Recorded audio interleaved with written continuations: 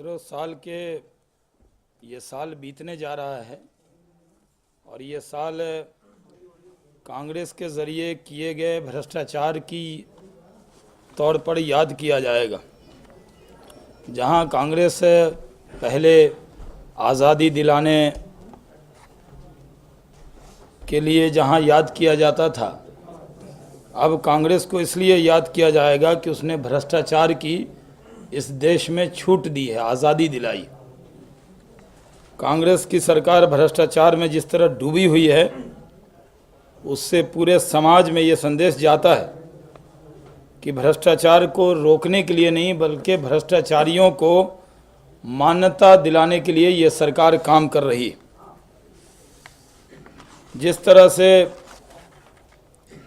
पूरे देश में इस साल भ्रष्टाचार की श्रृंखला के तौर पे जाना गया है, यूपीए शासन में इसकी बड़ी शर्म की बात है कि उन्होंने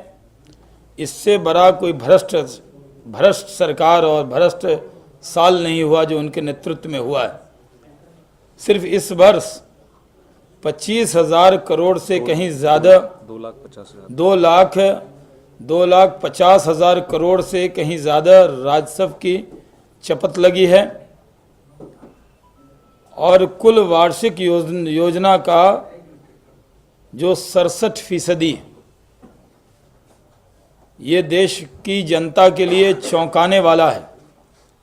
निश्चित तौर पर यूपीए 1 और यूपीए 2 के शासनकाल में मनमोहन सिंह विशुद्ध रूप से भ्रष्टाचारी कैबिनेट की अध्यक्षता करते रहे हैं। अपने आप को कभी उन्होंने जिस तरह 2G स्पेक्ट्रम घोटाले पर उन्होंने जो हर बार दिशा भटकाने की कोशिश सरकार की तरफ से हो रही है, प्रधानमंत्री जी पीएससी को पत्र लिखकर उसके समक्ष आने की पेशकश करते हैं। ये इस मुद्दे को गुमराह करने वाला कदम है। पूरा देश इस बात को जानता है कि जिस तरह से भ्रष्टाचार हुआ है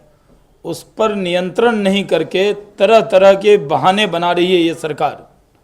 देश में जिस तरह इमरजेंसी के ज़माने में कांग्रेस घिर गई थी, आज उसी तरह के हालात हैं। इमरजेंसी के ज़माने में जब उनके पास कोई जवाब नहीं था तो वो दुष्प्रचार का और भ्रम पैदा करने का काम करते थे। आज भी कांग्रेस यही काम कर रही है। मैं ये मानता हूं कि कांग्रेस को देश के सामने अपनी स्थिति स्पष्ट करनी चाहिए। जिस तरह प्रधानमंत्री अपने इर्द गिर्द भ्रष्ट तत्वों पर लगाम लगाने में अथवा उनके खिलाफ कार्रवाई करने में असमर्थ रहे हैं तो विपक्ष उन पर सवाल करेगा ही और उन्हें पूछने का पूरा हक है। लेकिन पिछले कई दिनों से, अगर पहले भी हम लोग इस पर कह चुके हैं कि अगर ये सरकार साफ शफाफ है, अगर छुपाने के लिए कुछ नहीं है तो फिर जेपीसी से डर क्यों है? फिर जानबूझकर जिस संवैधानिक संस्था में कभी कोई परंपरा नहीं रही है, जेपीसी से बचने के लिए पीएससी में जाने की ख्वाहिश क्यों जग रही है? ये सवाल देश के लोग उनसे जानना चाहते हैं। अब मैं मानता हूं कि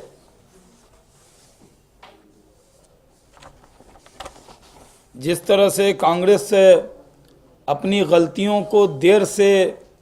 स्वीकार करती है, देश इस बात को याद करेगा कि आज 35 वर्ष बाद जिस प्रकार कांग्रेस ने यह सच्चाई स्वीकार की है, आज कांग्रेस अगर अपनी गलतियों का प्रायश्चित करना चाहती है, जिस तरह उन्होंने इमरजेंसी को एक गलती माना है, उसको स्वीकार किया है, अपनी जिम्मेदारियों से बचने की कोशिश की है, जानबूझकर अपनी गलतियां दूसरों की तरफ थोपने की कोशिश की है, उसी तरह हम ये चाहते हैं कि आज कांग्रेस अगर अपनी गलतियों का प्रायश्चित करना चाहती है तो वर्तमान सरकार को 2G स्पेक्ट्रम, कॉमनवेल्थ गेम, आदर्श हाउसिंग सोसाइटी घोटाले पर समूचे विपक्ष की जेपीसी की मांग को स्वीकार करना चाहिए। नहीं तो फिर इतिहास में जब 30 साल बाद इतिहास लिखा जाएगा तो कांग्रेस के नेता ये स्वीकार करेंगे कि किसी के दबाव में हम जेपीसी हमने नहीं मानी थी, उसके वजह से हमें ये खमियाजा भुगतना पड़ा है। ये सही है कि कांग्रेस हर बार अपनी गलतियों से सीखने की जगह उसको और मजबूती से उस गलती को दोहराना चाहती। हम ये मानते हैं कि 125 वर्ष पूरा होने पर प्रणब मुखर्जी की जो जिन्होंने संपादकीय उस पर लिखा है, उनके संपादन में जो किताब पब्लिश हुई है उसमें उन्होंने जनता के आंदोलन को अलोकतांत्रिक बनाने का काम किया है। शायद कांग्रेस कमज़ोर याददाश्त की शिकार हो रही है, उसे इस बात को याद रखना चाहिए कि उस आंदोलन वो जनता का आंदोलन था, नेतृत्व जयप्रकाश नारायण जी का था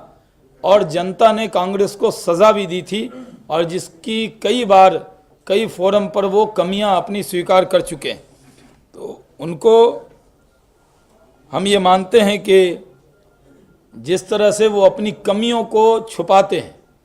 और जानबूझकर, पहले जब अयोध्या मुद्दे पर उन्होंने अपने एक पूर्व प्रधानमंत्री के कंधे पर ये बात फेंकनी चाहिए थी जो स्वर्गीय हो गए, उसके बाद इमरजेंसी की भी जो कमियां हैं उसको स्वीकार करने की जगह वो इधर उधर उसको फेंकना चाहते हैं। हम ये मानते हैं कि इमरजेंसी में एक एक कांग्रेसी जिम्मेदार है, उस वक्त की सरकार जिम्मेदार है और ये नहीं कहा जा सकता कि उस वक्त की प्रधानमंत्री इतनी मजबूत थी कि वो किसी से प्रभावित हुए बिना कोई निर्णय नहीं कर सकती थी, वो खुद से निर्णय कर सकती थी। इसलिए कांग्रेस अपनी जिम्मेदारियों से नहीं बचे, ये हम मानते हैं।